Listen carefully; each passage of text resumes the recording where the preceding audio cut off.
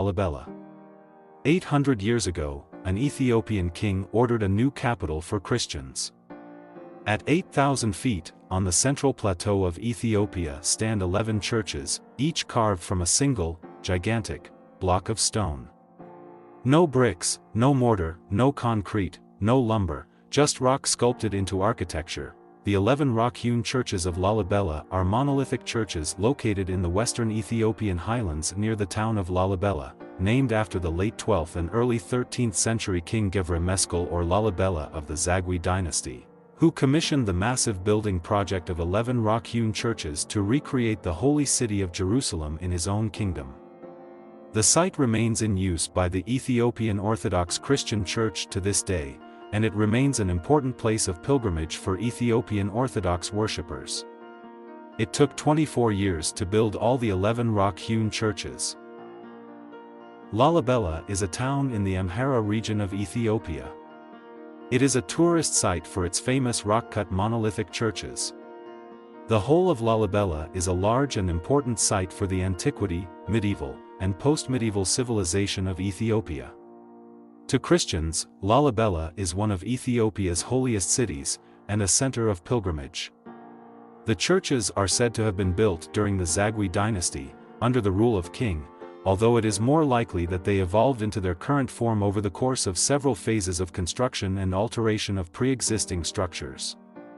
During the reign of Lalibela, a member of the Zagwe dynasty who ruled Ethiopia in the late 12th century and early 13th century, the current town of Lalibela was known as Roa.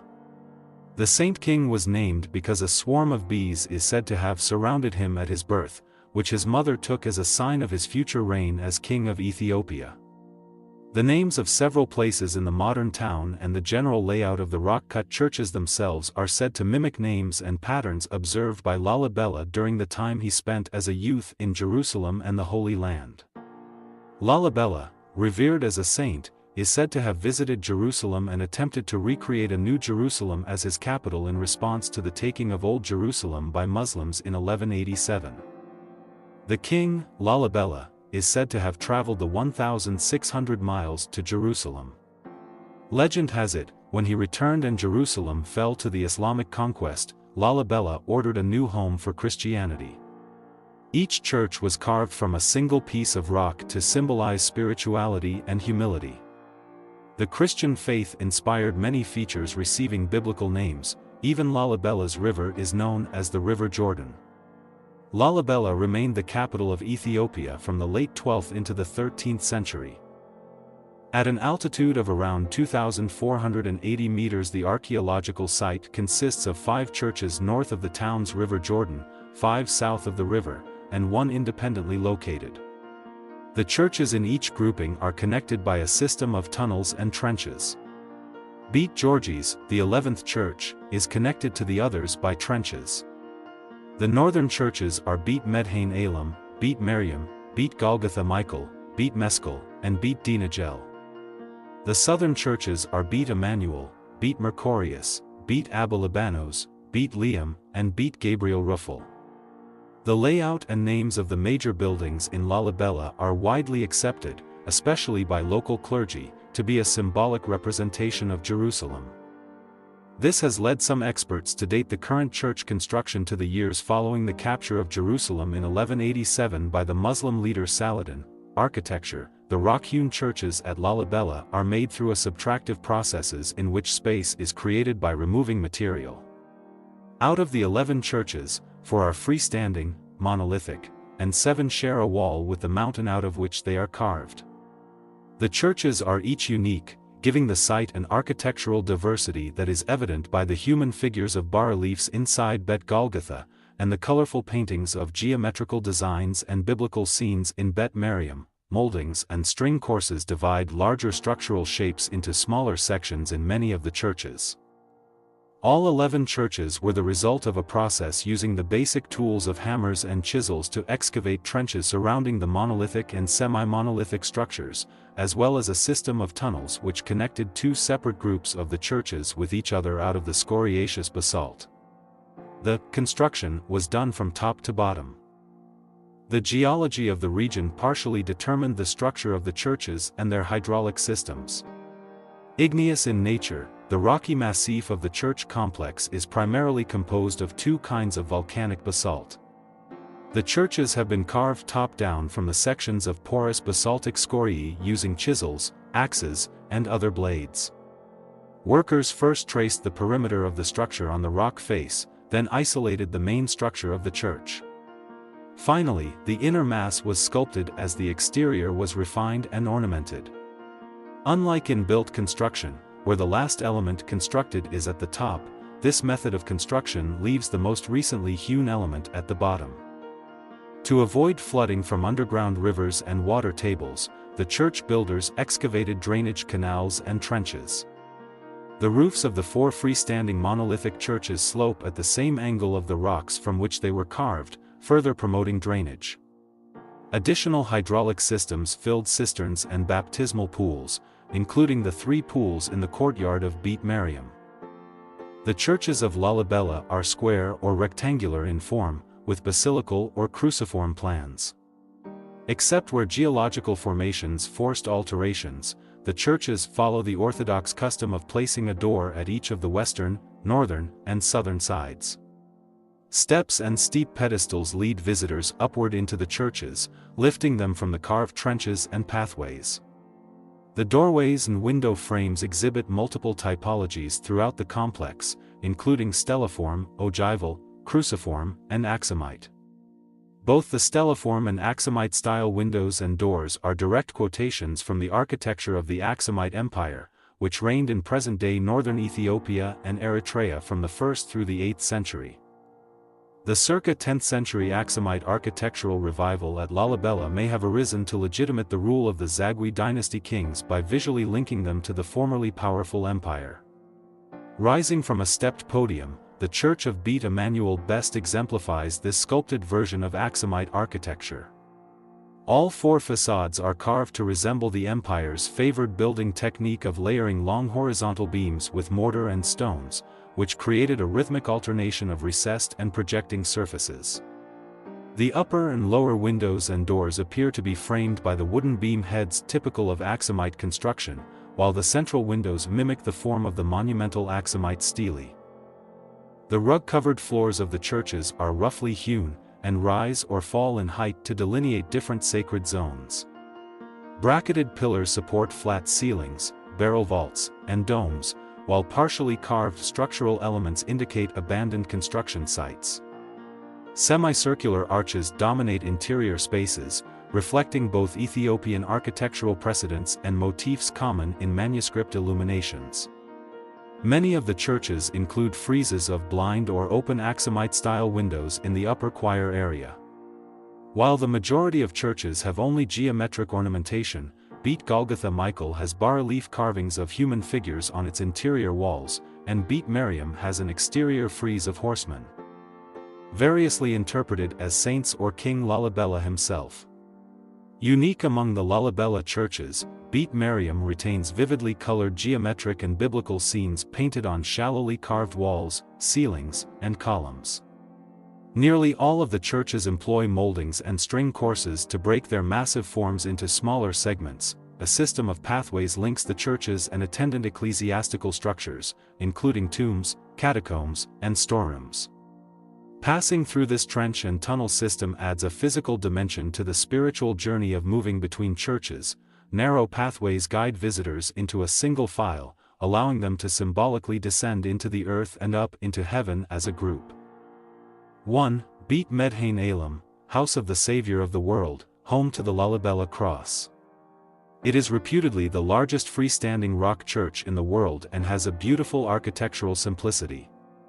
It is surrounded by a wide courtyard whose walls are marked with carved graves or monks' cells. 2. Beit Mariam, House of Miriam/House of Mary, possibly the oldest of the churches, and a replica of the tombs of Adam and Christ. Who wouldn't want to visit a sacred pillar inscribed in 2 languages with the story of the construction of Lalibela and the 12 Commandments? Especially if it glowed brightly until the 16th century, at which point it was veiled, never to be seen again. The pillar is found in Bet Mariam. a 10-meter-high carved church, accessed by a short low tunnel from Bet Medhain Elam. Legend has it that this was the first church carved in Lalibela, and it remains a popular focus of pilgrimage today. 3. Beat Golgotha and Michael, House of Golgotha and Michael, known for its arts and said to contain the tomb of King Lalibela on the west of the northern cluster. You will find the twin churches of Golgotha and Michael, containing within Golgotha the tiny chapel of Selassie where King Lalibela is reputedly buried. You will have to take the word of the priests for this because the chapel is traditionally closed to non-ecclesiastical visitors. The two churches share a common entrance and form a semi-monolith. As with much of Lalibela, their origin and purpose is disputed, but the heavy sense of sanctity as you walk slowly around is undisputed. Some say the churches were carved by Lalibela, others argue that they were built in the 15th century to mark the elevation of the late king by the Ethiopian church. 4. Beit Meskel, House of the Cross, sharing the courtyard, carved into the rock, is the tiny chapel of Bet Meskel and the even smaller Bet Dengal. 5. Beit Dinagel, House of Virgins, the last was allegedly built to honor the memory of 50 Christian nuns murdered by the Roman ruler, Julian the Apostate in the 4th century. The western group, Beit Georgius or Church of St. George, thought to be the most finely executed and best preserved church. Lalibela did a great job. The church is 15 meters high, the roof flush with ground level, the building surrounded by a courtyard with sheer rock walls. The visually impressive exterior is complemented by a contrastingly simple, but atmospheric interior. Come here at dawn if you can stomach the early morning. The eastern group, 1. Beit Emmanuel, House of Emmanuel, possibly the former royal chapel. Lalibela's homage to Old Aksum, Bet Emmanuel is the only full monolith in the southern cluster. 12 meters high and precisely decorated, it is thought to have been the private church of the royal family. It is easy to imagine the wide courtyard full of retainers and the pageant of imperial festivals.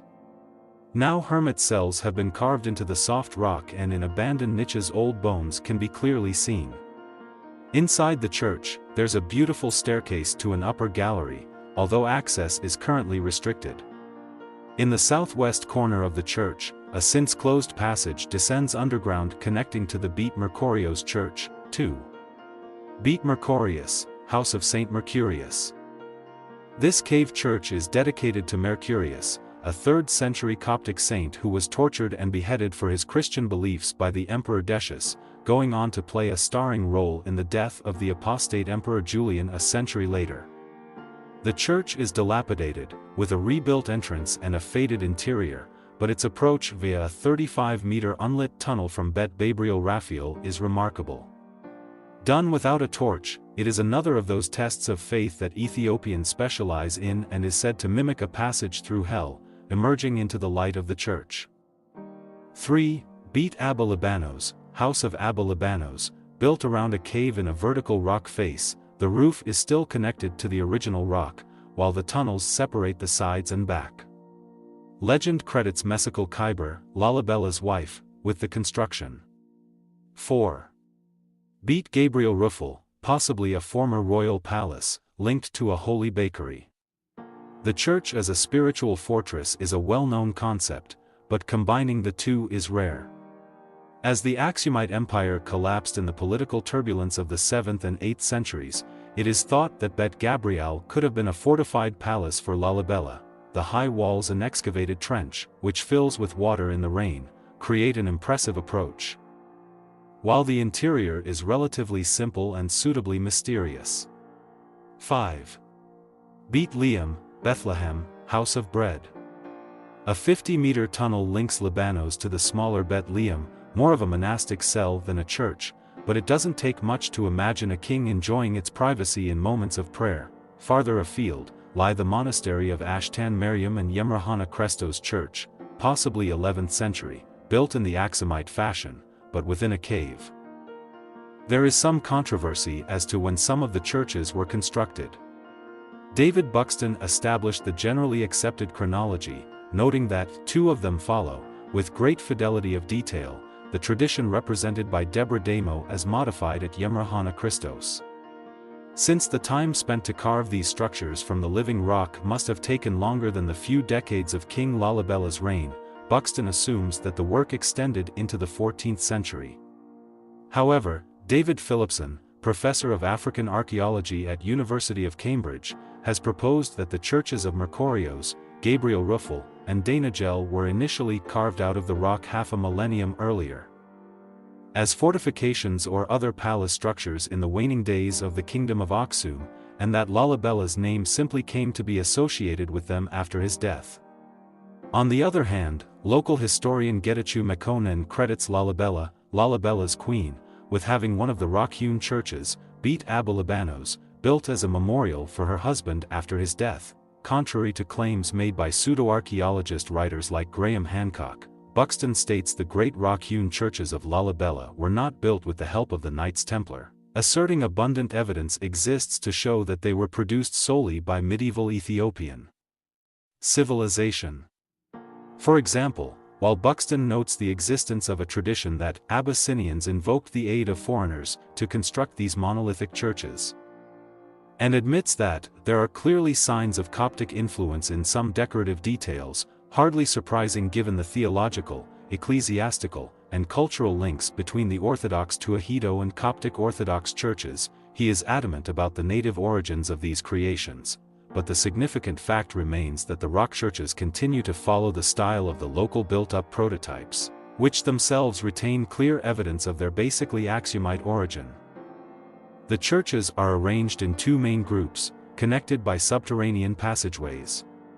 One group, surrounded by a trench 36 feet, 11 meters, deep, includes House of Emmanuel, House of Mercurios, Abulabanos, and House of Gabriel, all carved from a single rock hill.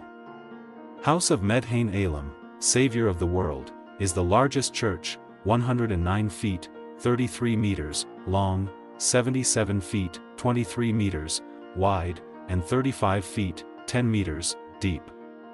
House of Georgius, cruciform in shape, is carved from a sloping rock terrace. House of Golgotha contains Lalibela's tomb, and House of Miriam is noted for its frescoes. The interiors were hollowed out into naves and given vaulted ceilings. The expert craftsmanship of the Lalibela churches has been linked with the earlier church of Debre Damo near Aksum and tends to support the assumption of a well-developed Ethiopian tradition of architecture. Emperor Lalibela had most of the churches constructed in his capital, Roa, in the hope of replacing ancient Aksum as a city of Ethiopian preeminence.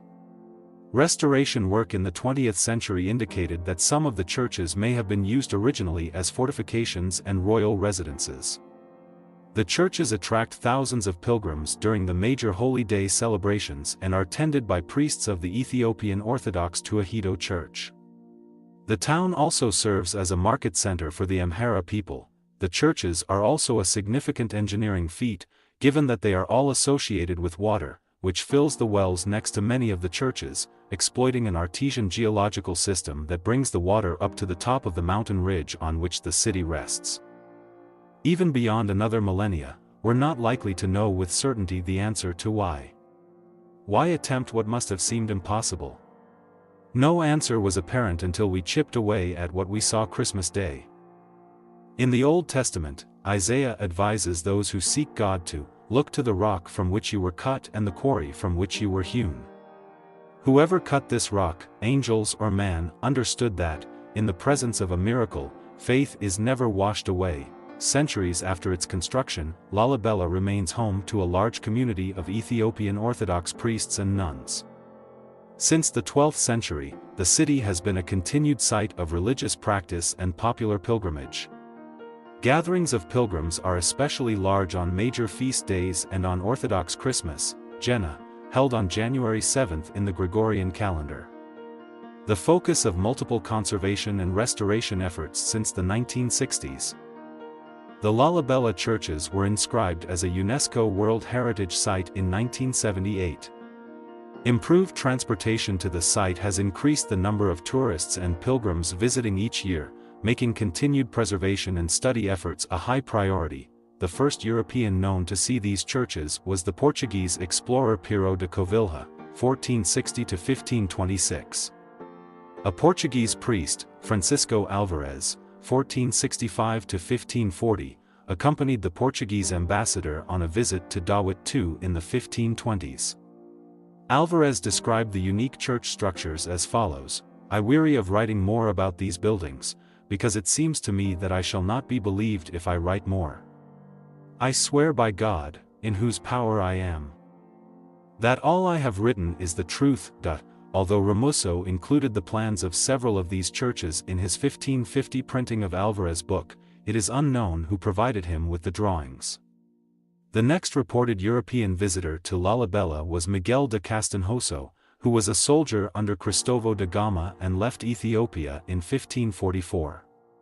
After de Castanhoso, more than 300 years passed until another European, Gerhard Rolfs, visited Lalibela sometime between 1865 and 1870. According to the Futu al-Habesa of Siab ad-Din Ahmad, Ahmad ibn Ibrahim al-Ghazi burned one of the churches of Lalibela during his invasion of Ethiopia. However, Richard Pankhurst has expressed skepticism about this, pointing out that although Siab ad-Din Ahmad provided a detailed description of a rock-hewn church, it was carved out of the mountain. Its pillars were likewise cut from the mountain. Only one church is mentioned. Pankhurst adds that, what is special about Lalibela, as every tourist knows, is that it is the site of 11 or so rock churches, not just one, and they are all within more or less a stone's throw of each other. Pankhurst also notes that the royal chronicles, which mention Ahmad al-Ghazi's laying waste to the district between July and September 1531, are silent about him ravaging the fabled churches of this city. He concludes by stating that had Ahmad al-Ghazi burned a church at Lalibela, it was most likely beat Medhain Alam, and if the Muslim army was either mistaken or misled by the locals, then the church he set fire to was Ganata Mariam, 10 miles, 16 kilometers, east of Lalibela, which likewise has a colonnade of pillars cut from the mountain. Protection and management requirements. For centuries, the church and state have been jointly responsible for the holy site of Lalibela.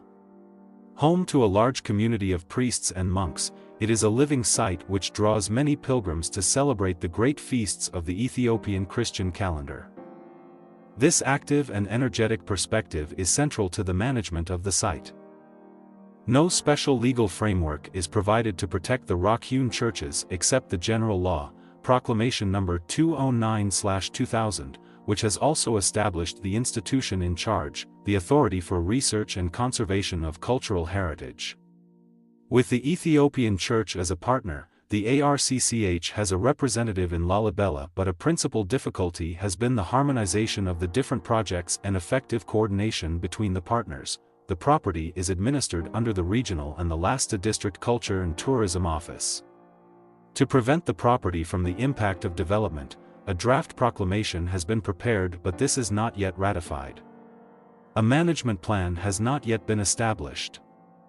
A 4-year conservation plan was established in 2006, but this has yet to be fully implemented. The boundary for the property has not yet been clearly delineated and a buffer zone has not yet been provided. There is a need for stronger planning controls for the setting of the churches that address housing, land use, tourism, and for a management plan to be developed that integrates the Conservation Action Plan and addresses the overall sustainable development of the area, with the involvement of the local population.